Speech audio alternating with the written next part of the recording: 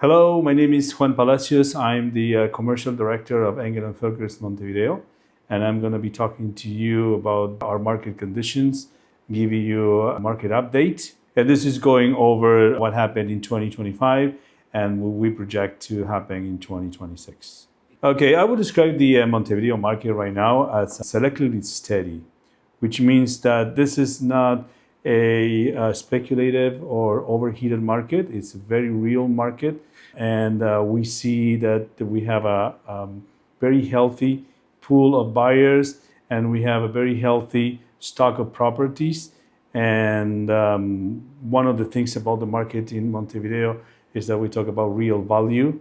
So buyers and sellers feel comfortable that we are not in a bubble market or in a speculative market. Montevideo behaves more like a capital preservation market than a boom and bust market, which gives buyers, especially foreign buyers, a lot of security.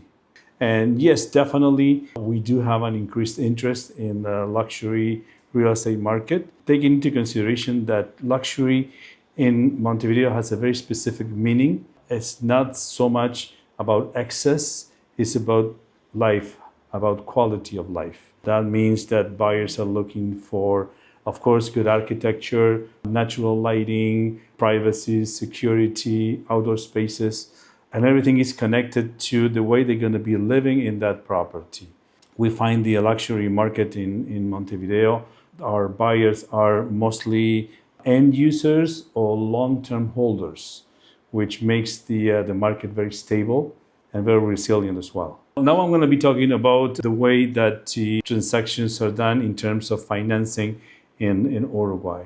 We find that mid to high segment is largely cash driven, which means that people are using their own equity to buy the properties. This has very interesting advantages. For instance, the real estate market in Montevideo, I would say that largely in Uruguay, is not connected directly with interest rates, meaning that the interest rate cycles don't affect the pricing of our properties here, which makes the market very real and very well grounded.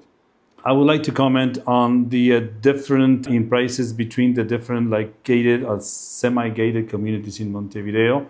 This is something that's grown quite a bit in the last few years, and we have a whole variety of gated communities or semi-gated communities. Well, we find that the gap between the pricing between gated communities within Montevideo and the surrounding areas, the gap is widening. We have variety of prices. We have luxury gated communities or semi-gated communities, and then we have more competitive in pricing communities, and basically it all has to do with location, accessibility to the city, how well established is the community.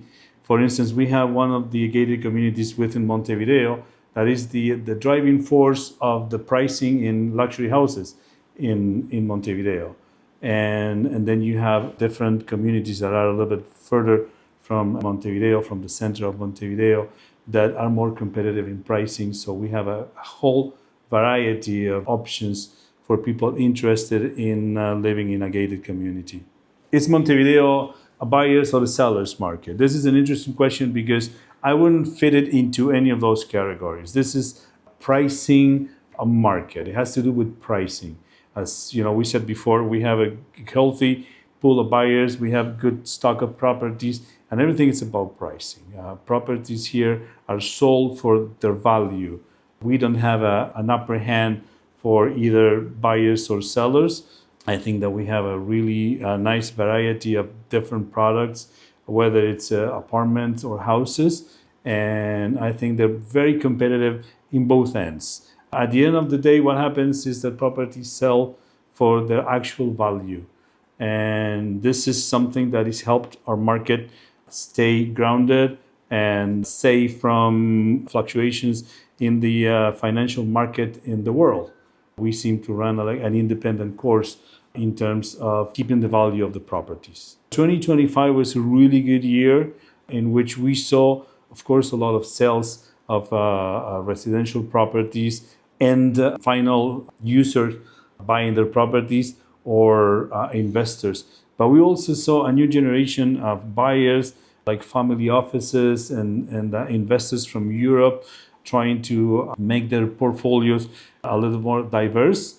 And so that helped in the development of the year in sales of terms. So we had a really good 2025 with a mixture of residential and commercial properties being sold. And now 2026 that just started, we project this to be one of our best years, one of the best years of the market. The market is mature, either like buyers and sellers are already trained to take advantage of a liquid market. So I think that 2026 is going to be a really good year for the real estate market in Montevideo, and I think in Uruguay as well. Well, I hope we enjoyed this video we made. We're going to be making quarterly updates on our market. If you have any questions or any comments, please feel free to write them below. We'll be happy to address them.